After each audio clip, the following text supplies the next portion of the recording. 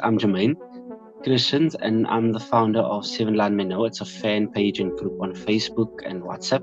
And then it's got now over 500,000 fans or viewers or followers. And then I started the page later, and I think it reached this week over 40,000 followers because it's probably our third page already ever since the group started. Because we lost our previous page.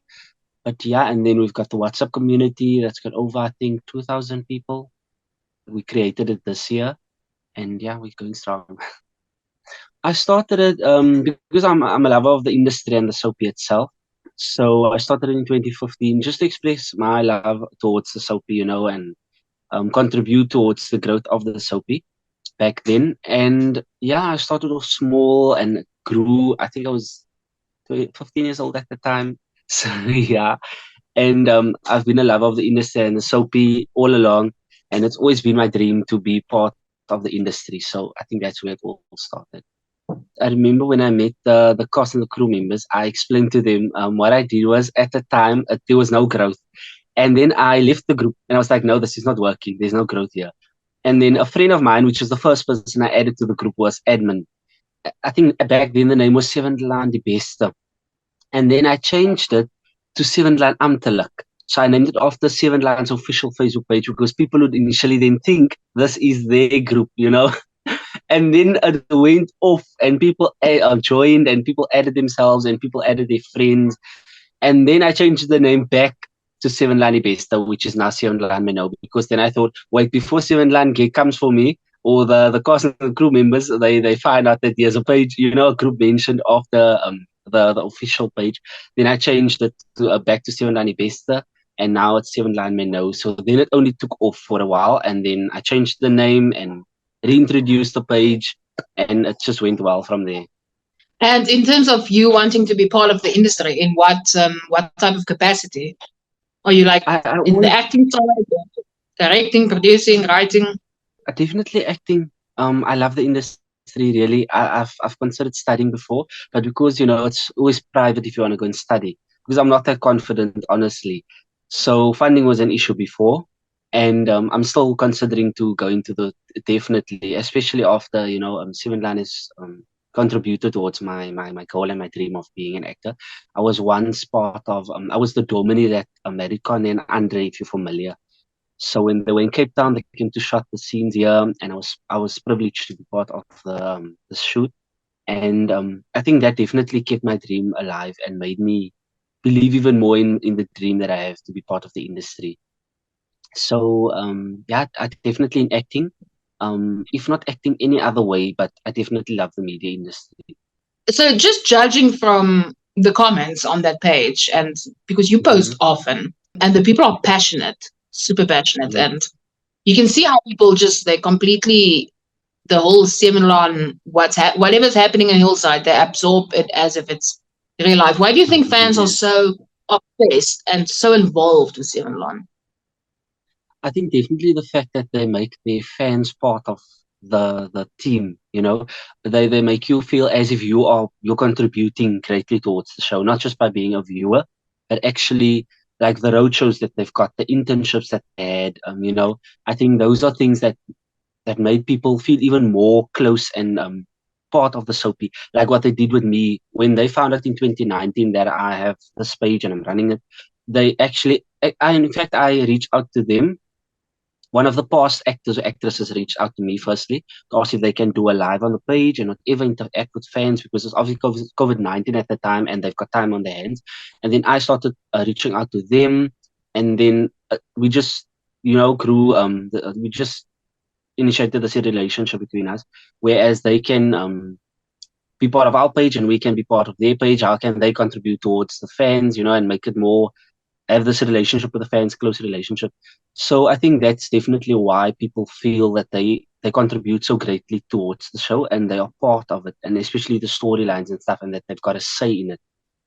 I think that's definitely, you don't get any other soapie that I know of that makes their fans so part of what they are doing. They even do the sets visits where you can go and see what they are doing at the set, or used to do it.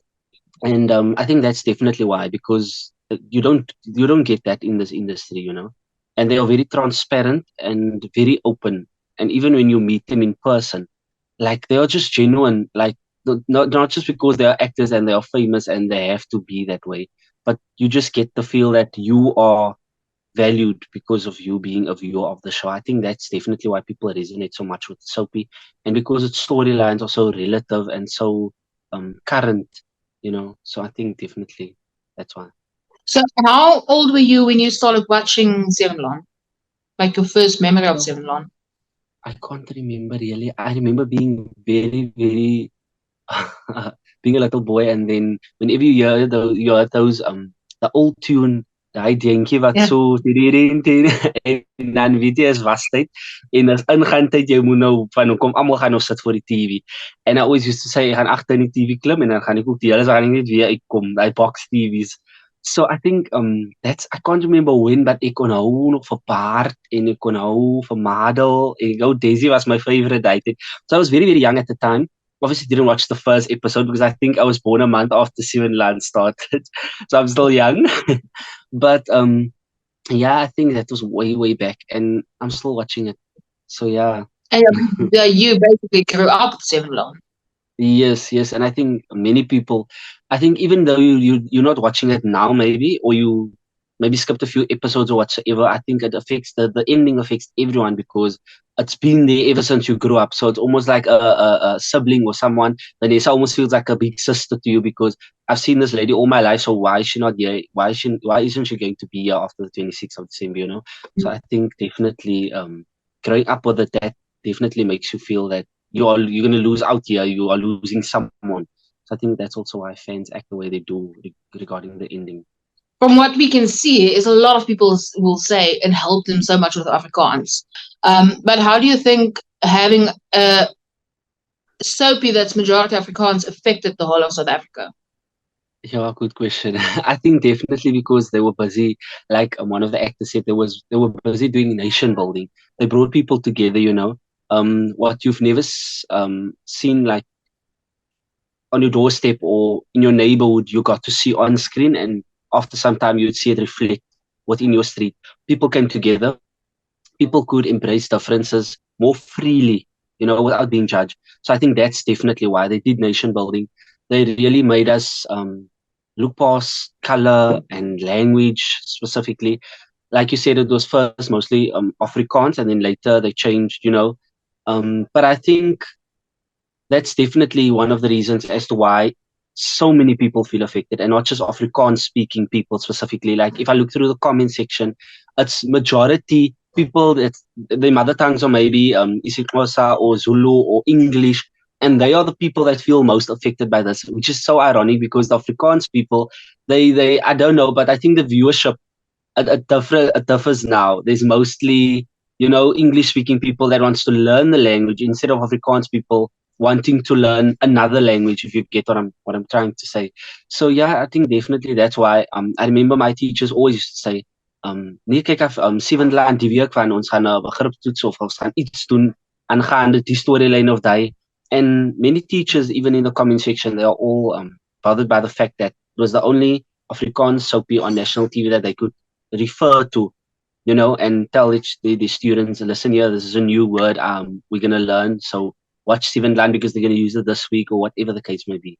So when you first heard the news that it's coming to an end, what was your initial reaction? Was it like out of the blue for you?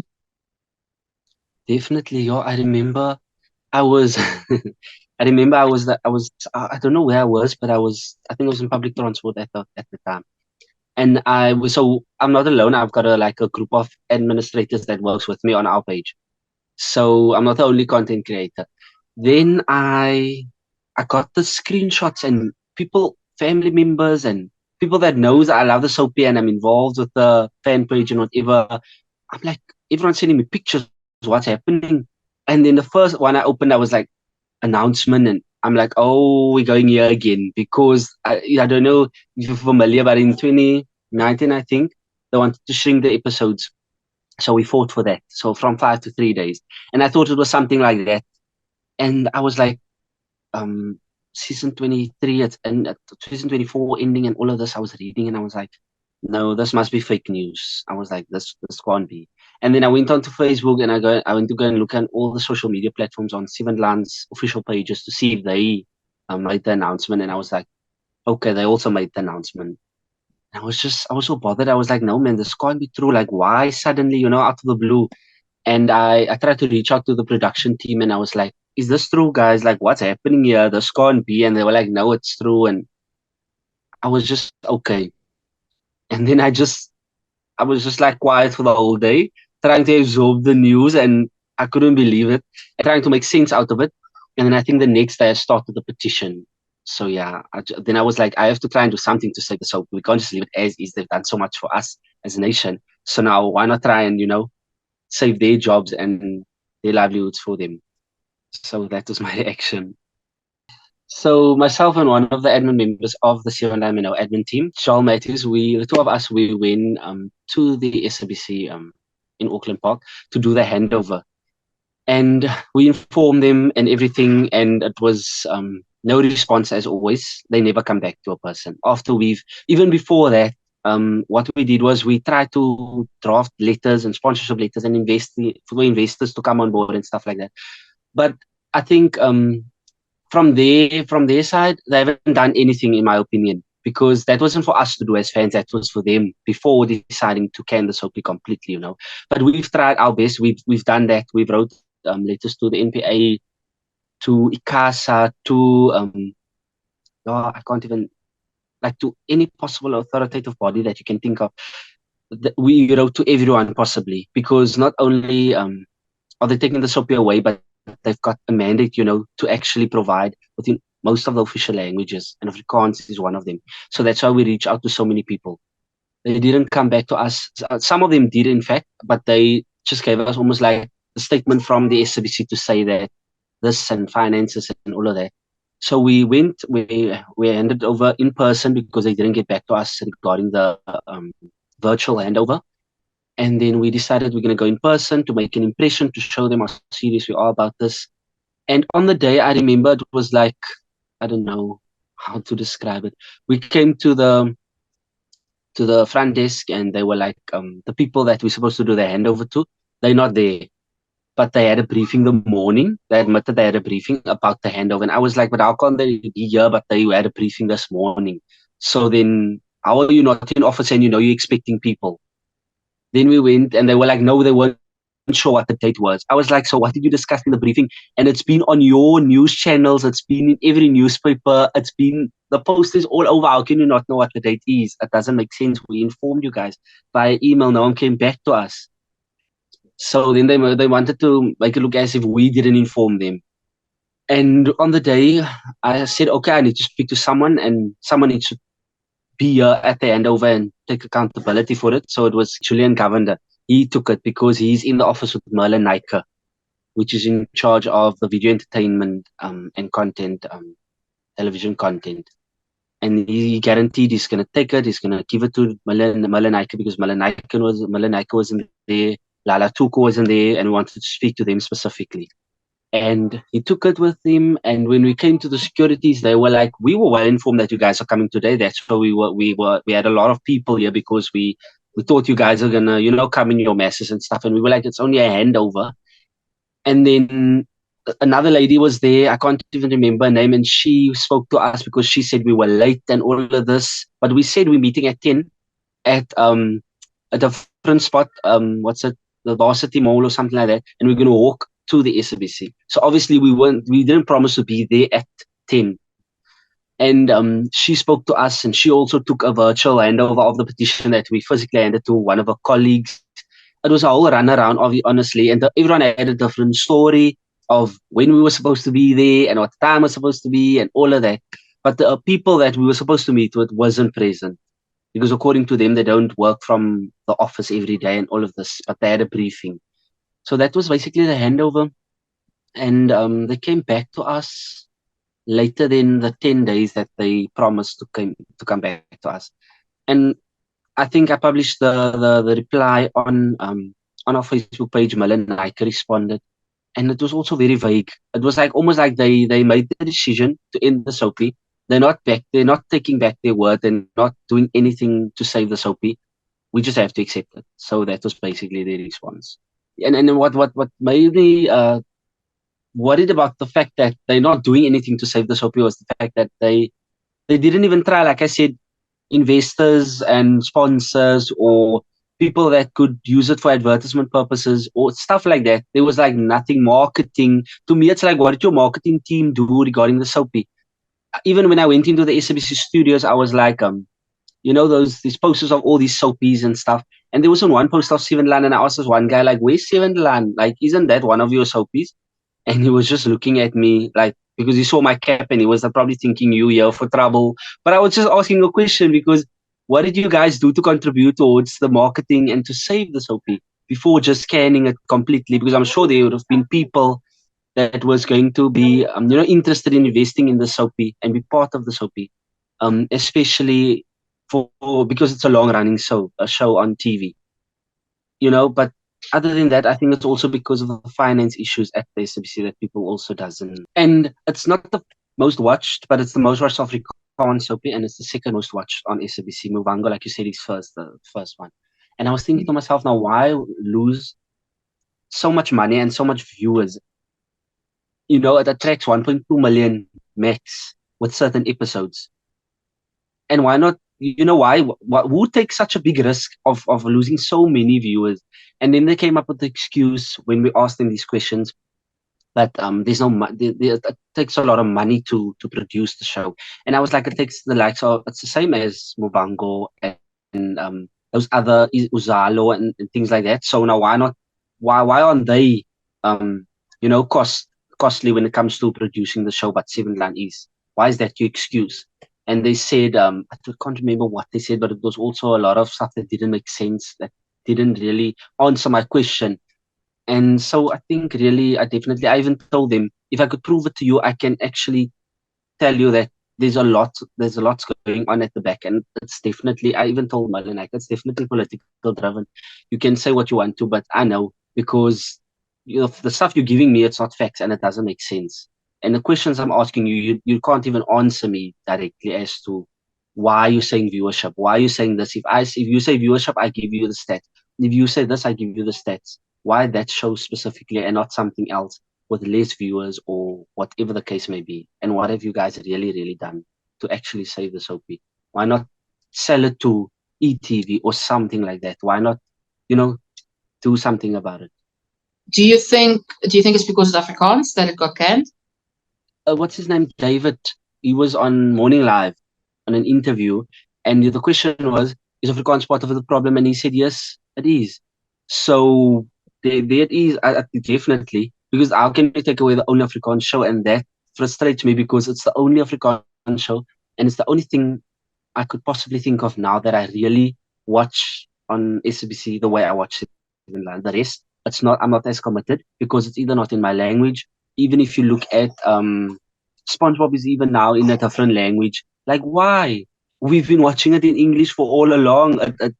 It's been relevant all along. It taught me how to speak English in a great accent, you know. And why not the same with Seven Laan? Keep it. So that's also one of the things that saddens me, is the fact that I cannot one day tell my kids that, listen here, you can watch this to, you know, to speak decently Afrikaans, or this was the show that I was part of or that I fought for, or whatever the case may be, because they're taking the only Afrikaans show away. So now you're going to have to subscribe or pay a fee to go and watch somewhere else, some Afrikaans show on Netflix, on Showmax, on DSTV, whereas the national broadcaster doesn't fulfill their mandate. Do you think this is slowly but surely becoming the end of SABC, thinking of the massive money problems? I think they own Centec 700 million, and analog being switched off, I think, by the end of next year. Do you think the SABC is coming to an end? I definitely think so, even though it's not funny, because I mean, like, it's jobs that's going to go out of the window. Just same like with Seven Laan, there was plus minus 120 people working there that's without a job. So it's actually very sad. But the reason I'm laughing is because we've been seeing this with all our state-owned enterprises. Wherever government has got some sort of slicing the pie there, everything just falls down completely. And it's a sad reality. Like, what are we supposed to do? I mean, like, it's our tax money. We were supposed to have a say as to what we want to watch. I think then they can actually save the SABC if they allow the people that pays the salaries, the people that contributes financially, the taxpayers, if they allow us to have a say as to what we want to watch, and not just come up with some random program and just throw it there, and with any type of language you think is sufficient or is relevant, then definitely it can be saved. But because they're doing things the way they are doing it, I definitely think by the look of things now, it's definitely, I mean, like, it's going to come to an end soon. It's going to be like the SAA and all of those, ESCOM and what's the others. There's so many to mention. It's actually very, very sad. No, it is.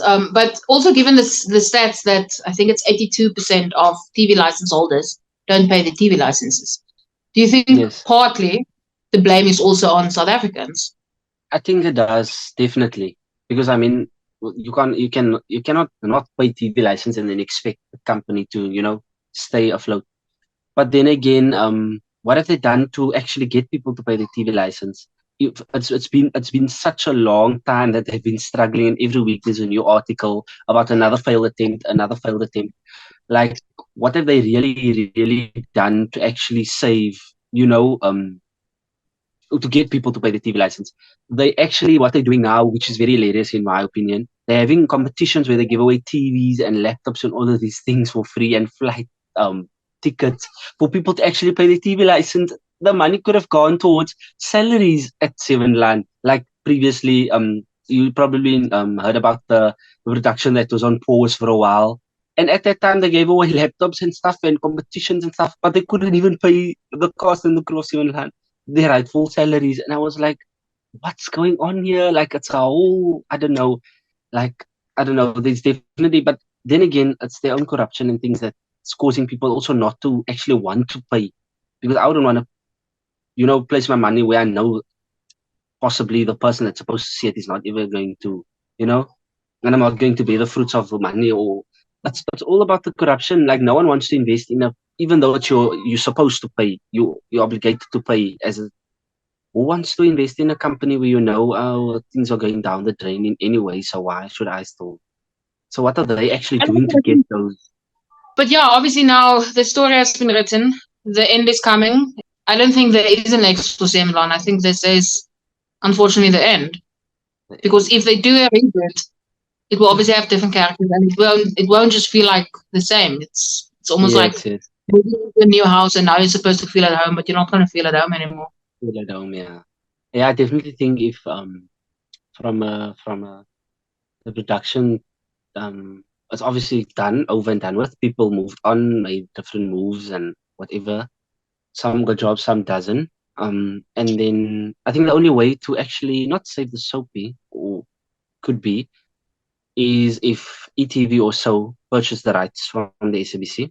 I'm not sure if people would do that, because probably SABC is going to ask them billions to make money out of it, because they know the worth of the soapie, but they can't maintain it. And even so, like you said, it's going to be a bit different. You might not get the same storylines back immediately.